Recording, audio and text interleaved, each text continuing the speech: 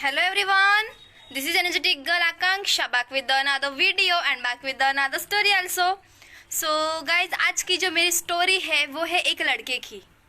हाँ, एक लड़के की। तो आज की जो मेरी स्टोरी है वो मैं स्टार्ट करती हूँ। तो पता है, एक गांव में ना एक लड़का रहता था। उसकी भरी पूरी फैमिली थी। फैमिली में माँ, पापा और वो लड़का और उसका भाई था। वो 4 लोग थे।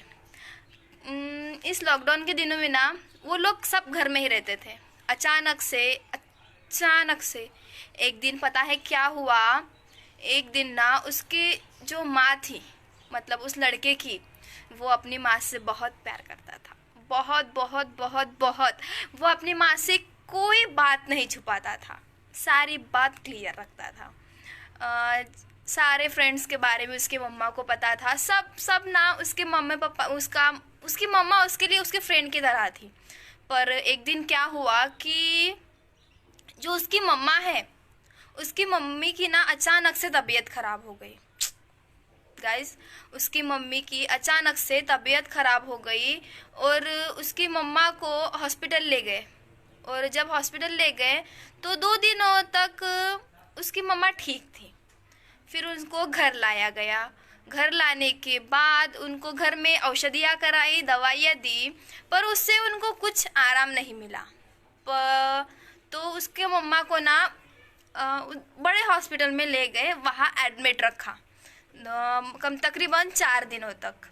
तो एडमिट उसकी मम्मा वहाँ एडमिट तो हो गई, पर घर में तो कोई ना कोई चाहिए ना। तो उसका मतलब वो लड़का और उसका छोटा भाई वो घर में ही रुक गए। उसके पापा ने उसकी मम्मा को हॉस्पिटल उसके पापा जो थे, उसके पापा ने उसकी मम्मी को हॉस्पिटल में ले गए। और वो उसके पापा उसके मम्मी के साथ हॉस्पिटल में रह रहे थे। तो अब क्या, तो जो वो लड़का था, उस लड़के को ना कुकिंग आती थी ना कुछ, क्योंकि सब उसकी मम्मा करती थी ना हमेशा। वो लड़का कुछ नहीं करता था। फिर भी उस लड़के ने पता है क्या किया। उस लड़के ने पहले दिन कुछ टमाटर की चटनी और रोटी बनाई। हाँ, टमाटर की चटनी और रोटी बनाई। तब उसने आटे में पानी डाला तो पूरा आटा सा पतला पतला हो गया था। और फिर क्या हुआ कि दूसरे दिन उसको समझ में आया कि आटा कैसा गूंथना चाहिए। तो उसने ट्राई किया दूसरे दिन कुकिंग करने के लिए। तो उसने मस्त पराठे बनाए, आटे के पराठे बनाए और चटनी बनाई। तो जो उसके हालात थे, क्योंकि उसकी मम्मा तो उसके साथ नहीं थी, कैसे भी पेट भरना था। तो जो उसके हालात थे ना, उसके हालातों ने उससे सिखला दिया था कि खाना कैसे बनाना है। और जो उसकी कंडीशन थी, उस कंडीशन में उसको बनाना मस्त था, क्योंकि उसको बना कर देने वाला कोई भी नहीं था। उनको खुद ही तो करना था। इसलिए वो खुद का करते थे, जैसा हो वैसा, नमक डले या ना डले, तीखा हो फीका हो, भले ही वो इंडिया का नक्शा क्यों ना बना दे, वो तो उसने सारे वर्ल्ड का नक्शा ही बना दिया था उस नक्शे में, मतलब उस रोटी में। और इस ऐसे करते 4-5 दिन बीत गए। पर उस 4-5 दिनों में उसने पूरी कुकिंग सीख ली और वो आज गोल गोल रोटी बनाता है।